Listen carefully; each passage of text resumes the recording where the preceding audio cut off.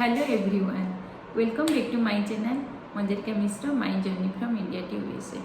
मैंने हर बार जो सीखती हूँ वही मैं ब्लॉग में डालती हूँ। आज मैंने ये एक ऐसा ब्लॉग बनाऊँगी जहाँ लास्ट 20 दिन तो नहीं, अभी मेरा जनवरी 25 को मैंने यहाँ पहुँची और आज 22, तो 2 दिन के बाद मेरा 1 महीना हो जाएगा।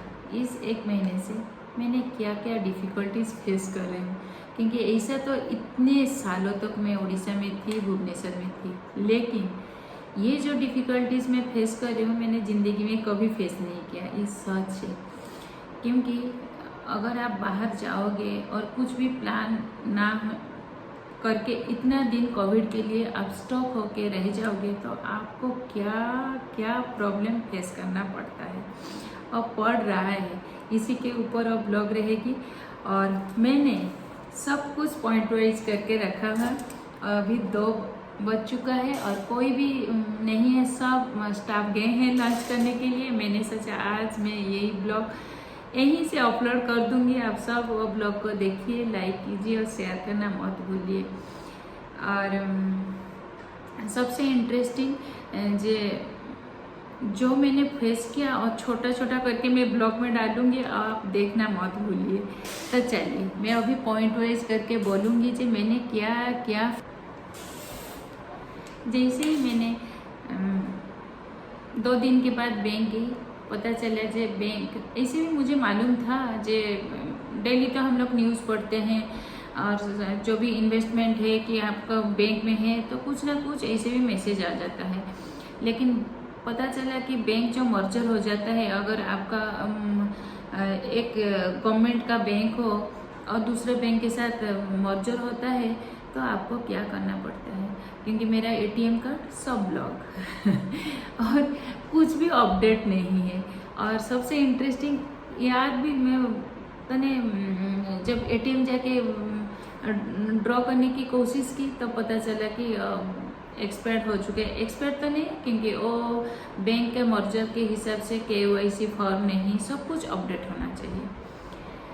तो ये सबसे पहला काम मेरा था जो मैं सोच भी नहीं पाया कि क्या करूं। उसके बाद मैं सुबह सुबह बैंक पहुंच गई। जैसे ही मैंने बैंक पहुंचा, पता चला कि इतने जल्दी कुछ भी नहीं होगा, आपको सब कुछ अप्लाई करना पड़ेगा। फिर मैंने फॉर्म फिलअप की, KYC का फॉर्म फिलअप की। उसके बाद फिर नया डेबिट कार्ड के लिए अप्लाई किया। पुराना डेबिट कार्ड जैसे मैंने सरेंडर की, उसके बाद नया डेबिट कार्ड के लिए मुझे 48 आवर्स लगेगा ऑपरेट करने के लिए। ऐसे बहुत सारा चीज़ हुआ जो 1 नहीं 3 दिन के लिए मैं सफ़र हुई। उसके बाद सेकेंड जैसे है ड्राइविंग लाइसेंस। आप मानोगे नहीं, ड्राइविंग लाइसेंस मेरा एक्सपायर कर चुका है। मुझे पता था, लेकिन मैं सोचा कि मैं जब पहुंचूंगी, मैं तो ऐसे 10-11 महीने के लिए यूएसए में रहने के लिए नहीं गया था। मैंने सोचा कि 5-6 महीने के अंदर मैं आ जाऊंगी। कोविड के लिए नहीं आ पाया।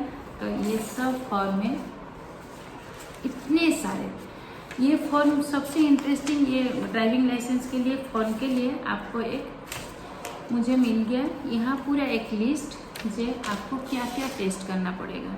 आपको ECG करना पड़ेगा, आई टेस्ट करना पड़ेगा, क्योंकि ये रिन्यूअल था। मेरा ऑलरेडी ड्राइविंग लाइसेंस था जो 21 जनवरी एंड में एक्सपायर हो चुका है तो मैं गाड़ी नहीं चला पाऊँगी अगर उसको मैं रिन्यूअल नहीं करूँगी।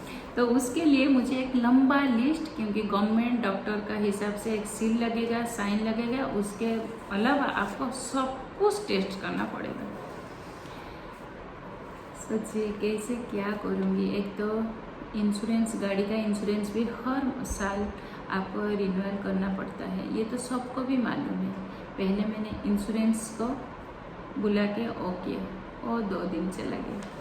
उसके बाद मैंने फॉर्म को अपलोड करने की जितना भी कोशिश की, मेरा लाइसेंस को, पुराना लाइसेंस को दे के, लेकिन वो एक्सेप्ट नहीं किया, क्योंकि आफ्टर 40 के बाद आप सब का हेल्थ चेकअप की ज़रूरत है। तो ये सब के लिए मुझे यूनिट 6 हॉस्पिटल, जो भुवनेश्वर का सबसे बड़ा हॉस्पिटल है, वही गवर्नमेंट हॉस्पिटल में टेस्ट करने की ज़रूरत है। क्योंकि आसपास जो छोटे छोटे हॉस्पिटल जैसे यूएसए में है, अर्जेंट केयर वगैरह ऐसे भी यहाँ भी है, लेकिन वो नहीं करते हैं क्योंकि उनके पास सब कुछ फैसिलिटी नहीं है। आप आँख भी दिखाओगे, कान भी दिखाओगे, ईसीजी करोगे, मैं समझा नहीं जी ईसीजी करूँगी, उसके बाद लिखा है सर्जरी, कार्डियोलॉजी, आई सर्जरी और गाइनिंग भी क्यों है पता नहीं। ये सब इतने सारे चीज़ टेस्ट के लिए दिया है। सबसे इंटरेस्टिंग, पहले रंजन गया, अपॉइंटमेंट ले गया और सुबह 9:30 को बोला मैडम आप आ जाइए। मैंने सिर्फ न्यूज़पेपर पढ़ रही थी, भाग के चला। मैंने बोला ठीक है 1 घंटा तो लगेगा। आप मानोगे नहीं, मैं अभी आप वो ब्लॉग देखिए जी, क्या क्या ना पामपोड़ बेलता पड़ता है। आप जब यूनिट 6 हॉस्पिटल में एंटर करोगे इस कोविड के सिचुएशन में, आपको क्या करना पड़ेगा। सचमुच मैं देखती हूँ जो लाइफ इतना सब कुछ जो बोलते हैं ना अपसाइड डाउन हो चुका है। कुछ भी करो, आप वो ब्लॉग को देखिए, उसके बाद मैं आपसे बातें करूँ।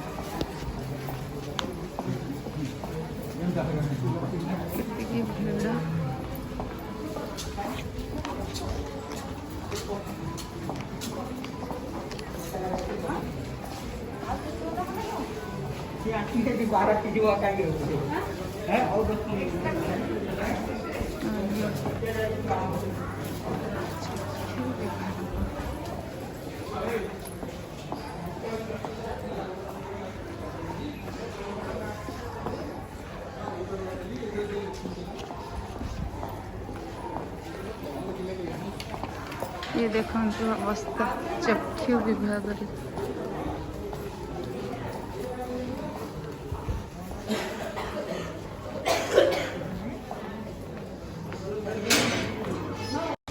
पंद्रह 20 मिनट ढूंढने के बाद मुझे आई मिला, देखिए। और यहाँ का डॉक्टर मेरा आई टेस्ट करेंगे, एक रिपोर्ट देंगे और मुझे लाइसेंस के लिए ज़रूरी है। और भीड़ देख के देखिए, मैं इन लड़की को पूछ रही हूँ मैं कहाँ जाऊँ, मुझे दिखा रहा है। और इतने सारे पेशेंट को देख के मुझे इतना डर लग रहा था। और एक कोविड का कोई सोशल डिस्टेंस नहीं है, इतना भीड़। मैं आँख दिखाऊंगी, उसके बाद कान का डॉक्टर के पास मुझे जाना है। तो 2 घंटे खड़े होने के बाद मेरा टाइम आया और मैं अंदर आ चुकी हूँ। देखिए अंदर भी कितना भीड़ है, क्योंकि आई स्पेशलिस्ट के लिए 200 आदमी शायद खड़े हैं बाहर, अंदर तो 20-25 आदमी। तो चलिए देखते हैं क्या बोलेंगे वो। मुझे तो आई ठीक होने के और एक स्टाम्प और उनका सिग्नेचर की ज़रूरत है। तो ये है आई वार्ड का जो अंदर का रूम। और थैंक गॉड कि मेरा आई ठीक ठाक है और मैं सर्टिफिकेट मुझे मिल गया। मैं अभी ईसीजी के लिए चली गई। ये है ईसीजी, जहाँ मेरा ईसीजी होगा और मुझे वो डॉक्टर का भी सर्टिफिकेट चाहिए। तो मैंने सर को रिक्वेस्ट किया कोविड के लिए बेडशीट चेंज करने के लिए, और मान भी गए। और सबसे इंटरेस्टिंग, और टेस्ट भी हो गया, टेस्ट में मैं पास भी हो गया। 25 आदमी बैठे हैं एक चेयर में, बाहर पूरा 50 आदमी खड़े हैं सामने, और दरवाज़ा पूरा भर्ती। कोविड के लिए ये तो बिल्कुल ठीक नहीं। आप जितने भी मास्क लगाओ, लेकिन बॉडी कांटेक्ट तो हो जाता है। 6 फीट तो डिस्टेंस नहीं है। इतना डर लगेगा, इतना डर लगेगा। फिर भी 1 घंटा चला गया। बहुत सारे रिक्वेस्ट कीजिए, सर मेरा आँख का प्रॉब्लम नहीं है, आप थोड़ा देख लीजिए। फिर भी वो सुने नहीं, क्योंकि प्रोसीजर के हिसाब से उनका सिग्नेचर भी ज़रूरी है। तो वो डरेंगे, हर कोई डरेगा, क्योंकि क्यों हम लोग देंगे आपका आई टेस्ट ना करके। तो उसके बाद मुझे फिर वही आई टेस्ट दूसरे वाल में लिखा है जो पढ़ो, उसके बाद टेबल में पढ़ो, और सब प्रोसीजर होने के बाद एक स्टाम्प लग गया ये आई के। टेबल के अंदर एक एक बेडशीट था, हर कोई वही बेडशीट के ऊपर सोता है और टेस्ट हो रहा है।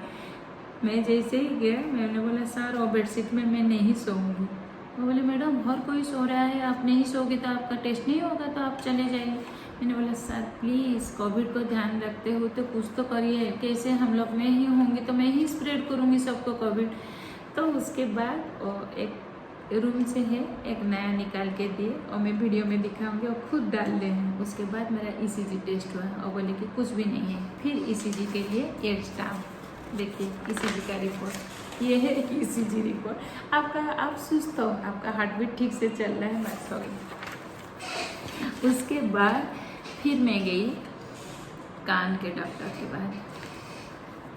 आप सोचिए कोई भी, मैं ये ब्लॉग जो भी देखेगा उनको पता चल जाएगा, आपका कुछ भी कान का प्रॉब्लम हो आप बिल्कुल मत जाइए वो डॉक्टर के पास। और इतना बुरा व्यवहार करते हैं, इतना बुरा व्यवहार करते हैं, पता नहीं किस चीज़ के लिए। जैसे ही मैं कान का डॉक्टर के एक अगर होता है 152 वार्ड न रूम होता है, 113, उसके बाद 152, फिर मैं भाग के पूछ के आया 78 रूम नंबर 78 में हॉस्पिटल, जो यूनिट 6 हॉस्पिटल ENT कान का ये बोलते हैं। कान का तो हाँ, क्योंकि कान आपका ठीक नहीं रहेगा तो आप हॉर्न कैसे सुनोगे गाड़ी का। फिर मैं उधर चली गई क्योंकि मेरा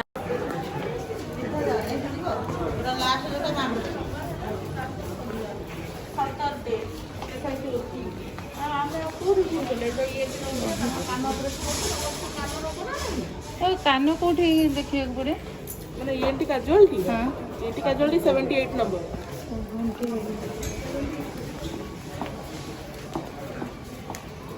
पागल हो जड़े आसब जदि हॉस्पिटल।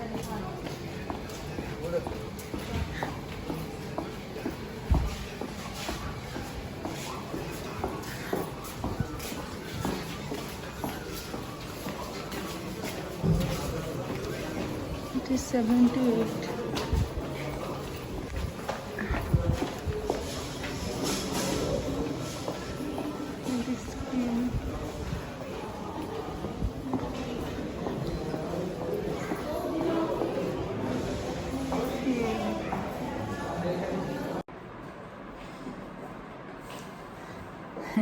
कोई आ गए थे मिलने के लिए। तो चलिए, जैसे ही मैंने कान के डॉक्टर के पास घुसा, देखा एक बड़े से रूम में 3 डॉक्टर बैठे हैं। तो मैंने सोचा कि मैं किसको दिखाऊंगी। पेपर दिखाया, देखिए जो सामने जो डॉक्टर बैठे थे वो बोले कि साइड में जो आपके पास है उनको दिखाए। जैसे ही मैंने पेपर दिखाया और ऐसे देखे पेपर, आज नहीं होगा। मैंने बोला क्यों सर, क्योंकि आज तो मेरा ड्राइविंग लाइसेंस ऑलरेडी एक्सपायर्ड हो चुका है, तो आप अगर हेल्प नहीं करोगे, आज दिन भर तो मुझे पूरा ऑलरेडी 3-4 घंटा जा चुका है। और बोले गाड़ी मत चला। मैंने बोला ये तो कोई करेक्ट आंसर ही नहीं है, किस बात के मैं गाड़ी नहीं चलाऊंगी, क्योंकि आज वो आदमी नहीं आया है तो आपका टेस्ट नहीं होगा। तो वो मुझे कैसे बोल रहे थे, मैं बोल रही और बोला जो डॉक्टर वो बोले तो मत गाड़ी चला। मैंने बोला सर ऐसे कैसे हो सकता है, आप थोड़ा हेल्प करोगे तो ENT टेस्ट हो जाएगा, क्योंकि पीछे भी बहुत आदमी खड़े हैं, किसी को भी मालूम नहीं कि ये टेस्टिंग के लिए जो लैबोरेटरी में जो स्टाफ है वो नहीं है। टेस्ट होने के बाद ही होगा, आज नहीं होगा, सोमवार होगा। मैंने बोला सर ना तू चले जा, आज नहीं होगा। मैंने बोला गाड़ी कैसे चलाऊंगी, तू मत चला, कौन बोलता है तुझे गाड़ी चलाने के लिए। वो ऐसे बोल रहे थे ना। और मिस्टर पोंडा है, शंकर पोंडा की कौन हो डॉक्टर। उसके बाद तुरंत ही एक कांस्टेबल है, कांस्टेबल जो पुलिस डिपार्टमेंट का, पूरा फुल्ली ड्रेस पहन के आए और एक पेपर एग्जैक्टली उनका हेल्थ चेकअप के लिए एक पेपर था। जैसे उनको देखे और बोले हाँ बोलिए। दोबारा गई और टेस्ट हुआ। उसके बाद सब में सर्टिफिकेट होने के बाद, ये सब होने के बाद यहाँ मेरा एक पेपर मिल गया मुझे। उसके बाद ये परिवार इसको मैंने अपलोड कर दी, जो मिल गया मुझे अपॉइंटमेंट। यही एक था स्टाफ जो जरूरी था मेडिकल ऑफिस